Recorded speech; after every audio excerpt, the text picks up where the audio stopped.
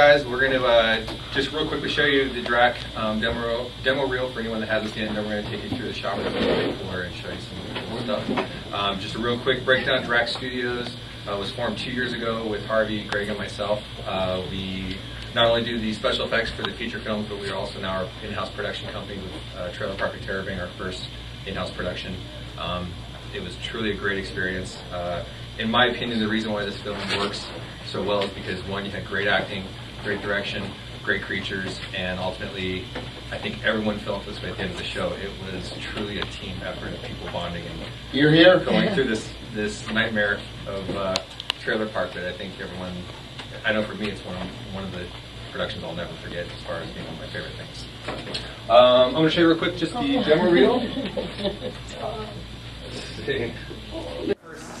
Exhibit here, which is our Trailer Park Terror exhibit, which as soon as they get through lighting, we'll do a whole photo op and we'll have Ed come out and we'll have all kinds of awesome pictures.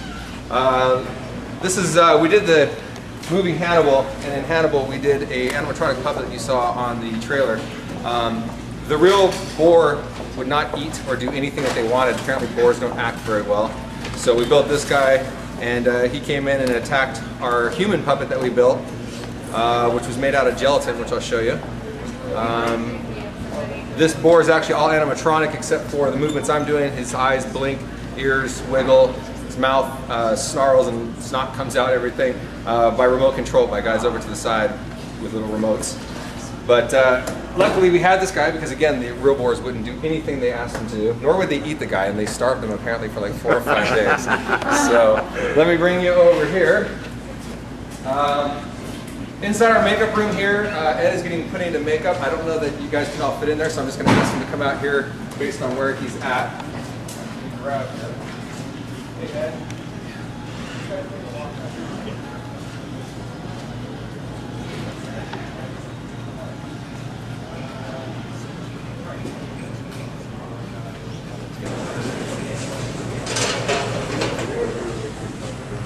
Okay.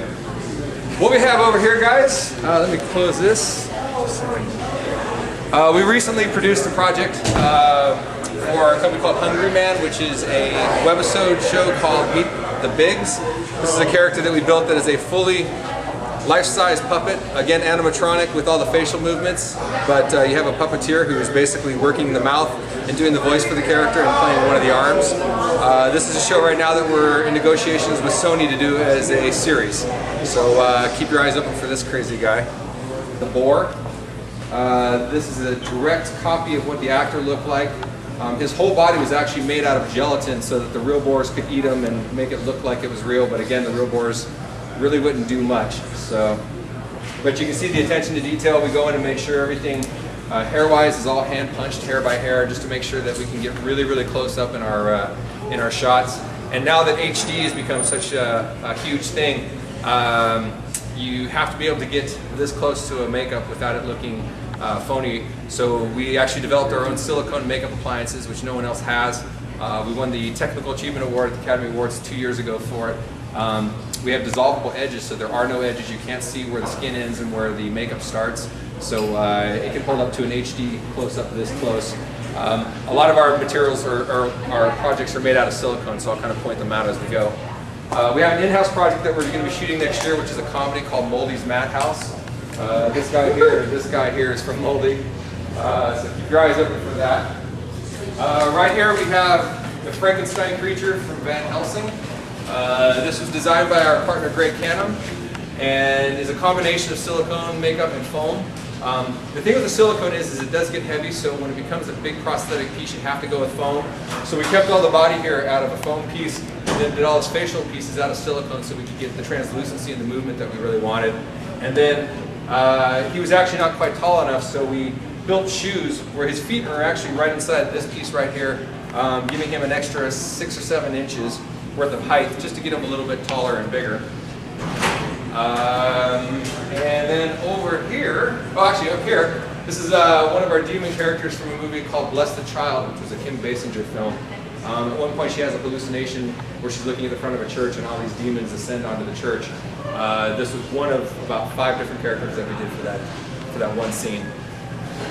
Over here we have We did License to Wed with Robin Williams, where we were supposed to make these disgusting little robot toy characters that pee, crap, spew, throw up, do everything that a disgusting little baby would do.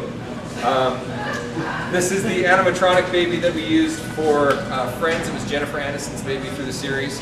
The animatronics look relatively similar to that kind of a robotic look underneath. And they're all self-contained, so they can all be done by remote control with usually 2 to 4 different puppeteers for all the facial expression, all the body movements. But because they're all self-contained, they can go anywhere on the set. There's no wires attached to them, and it pretty much gets them right what they need in the shot. The first mask and the second mask. We created the dogs for the movie, but that was right when CG came in and kind of started taking over. So they scanned our puppets, and then the majority of the CG took over for all the dog puppet stuff. But that was right around the time everything kind of started switching over. So there's a time frame there. It's on that damn show. This guy right here is from an in-house project that we're doing called Empty Vessel, which is kind of like an Omen meets Demon Armies. Kind of a big scale fantasy horror demon film. That guy up there is from the same movie of the other flying guy, Bless the Child. Is another one of the characters that descends down. Both those guys were shot against green screen and actually put into the shot, so they had a kind of a translucent look and looked more like a nightmare as opposed to being solid. This guy right here is from Earth 2, which was a Steven Spielberg TV show series about 10 years ago. I think it lasted for about a season or 2. Fun show, it was pretty cool. They just didn't really have a lot of story to go afterwards, so it just kind of lasted the 1 season. But we shot all that up in Santa Fe, and we had 7 or 8 guys running around in these costumes in the middle of the night for about 4 months straight. This right here is the Exorcism of Emily Rose puppet. There's a couple scenes in the movie where her body is contorting and doing stuff that her real body could never actually do. We wanted to be able to do that practically as opposed to completely CG, so we created this animatronic body that plugs into our computer and starts bending and breaking in ways that you would never ever want to bend and break. Right here we have the Bat Creature from Dracula. That was the suit that Gary Oldman wore.